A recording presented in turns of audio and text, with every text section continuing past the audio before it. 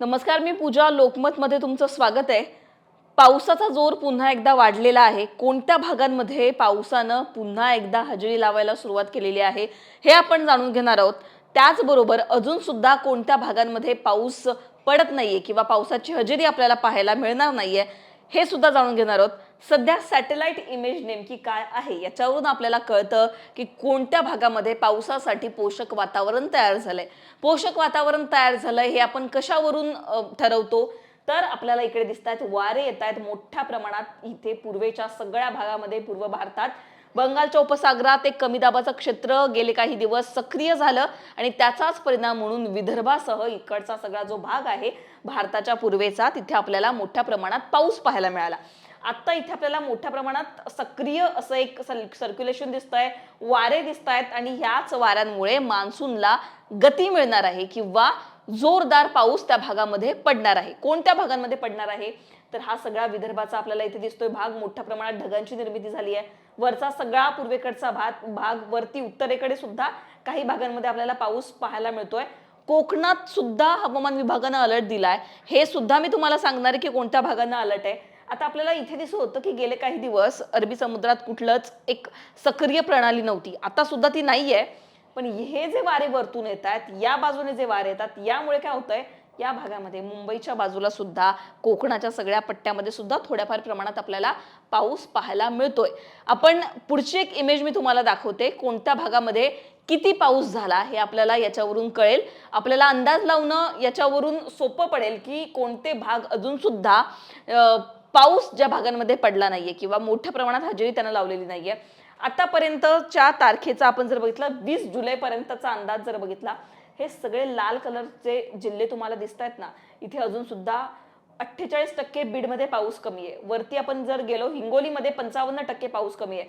त्याच्यावरती वाशिममध्ये 52% पाऊस कमी. इथे खाली आपण आलो नांदेडमध्ये 45% पाऊस कमी. इकडे आपण आलो धाराशिवमध्ये 26% पाऊस कमी. हे जे लाल कलरचे जिल्हे तुम्हाला दिसत आहेत, इथे पाऊस 40%पेक्षा अजून सुद्धा पावसाची हजेरी कमीच आपल्याला पाहायला मिळते. या सगळ्या जिल्ह्यांमध्ये विदर्भ, मराठवाड्यातील जिल्हे अजून सुद्धा पावसाची प्रतीक्षा करतायत, कारण इथे जो पाऊस पडतोय तो पुरेसा नाहीये. इथे मुसळधार, अतिमुसळधार पाऊस नाही पडते. शेतीसाठी हे सगळे महत्वाचे जिल्हे आहेत, त्याच्यामुळे बळीराजा खरं तर संकटात आहे. दुसरीकडे हा जो तुम्हाला ब्ल्यू कलर दिसतोय गडदवाला, म्हणजेच काय, तर सरासरीपेक्षा जास्त पाऊस त्या भागांमध्ये झाला या महिन्याचा विचार केला तर. आणि हा जो कलर दिसतोय तुम्हाला स्काय ब्ल्यू, तिथे सुद्धा आपण जर बघितलं तर बऱ्यापैकी पाऊस झालाय सरासरी एवढा. ग्रीन कलर जर आपण बघितला, तिथे थोड्याफार प्रमाणात आपल्याला तूट पावसाची दिसेल, पण तिथे सुद्धा फार कमी पाऊस झालाय असं चित्र नाहीये. येलो कलर म्हणजे काय, तर आपल्याला 60%पेक्षा कमी पाऊस त्या भागांमध्ये झालाय.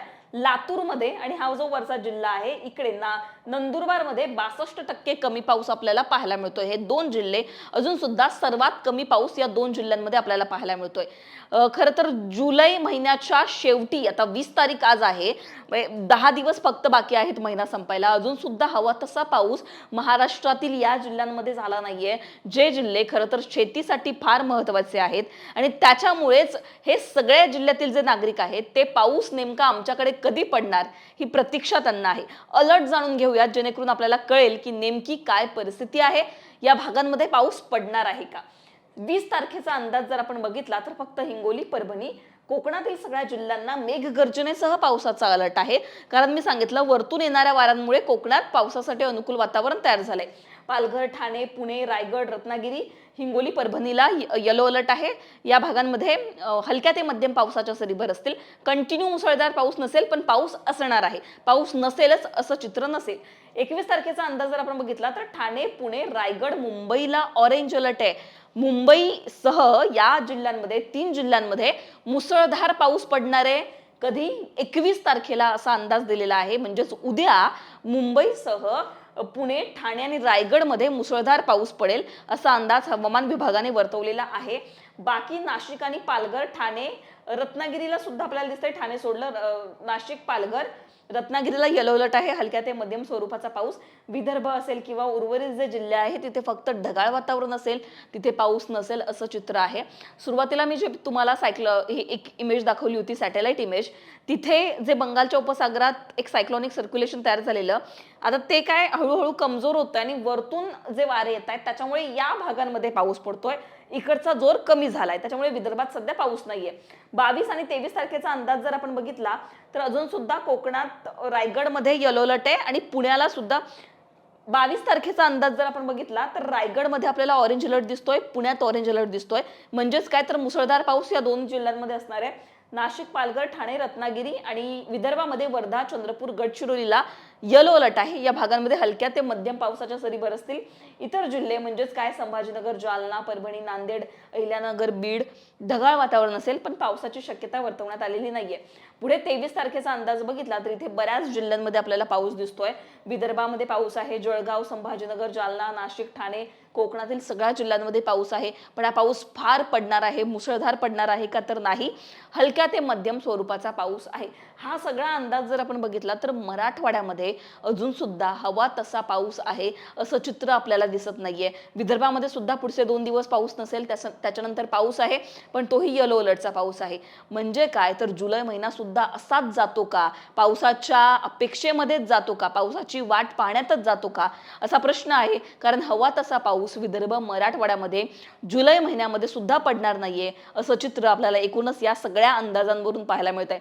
अर्थात अजून बाकीचे दिवस उलटायचे आहेत, पण सध्या हवामान विभागाने जे अंदाज वर्तवलेले आहेत, सध्या असं कुठलंही इतकी जास्त सक्रिय प्रणाली आपल्याला पाहायला मिळणार नाहीये की अतिमुसळधार पाऊस विदर्भ, मराठवाड्यात होईल.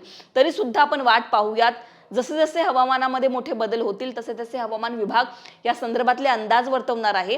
पण आपण जर बघितलं तर सध्या आतापर्यंत जे अंदाज हवामान विभागाने वर्तवलेले आहेत, हवामान विभागाने असंच सांगितलेलं आहे की पुढचे 4 ते 5 दिवस कोकणात पाऊस असेल, विदर्भातील काही जिल्ह्यांमध्ये आणि मराठवाड्यातील काही जिल्ह्यांमध्ये पाऊस असेल. खूप जास्त पाऊस पडेल असं चित्र नसणार आहे, फक्त पुणे आणि कोकणातील काही जिल्ह्यांमध्ये तसं चित्र असेल. तुम्हाला आणखीन काही प्रश्न असतील तर कमेंटमध्ये सांगा. लोकमतला सबस्क्राईब केलं नसेल तर सबस्क्राईब करायला विसरू नका.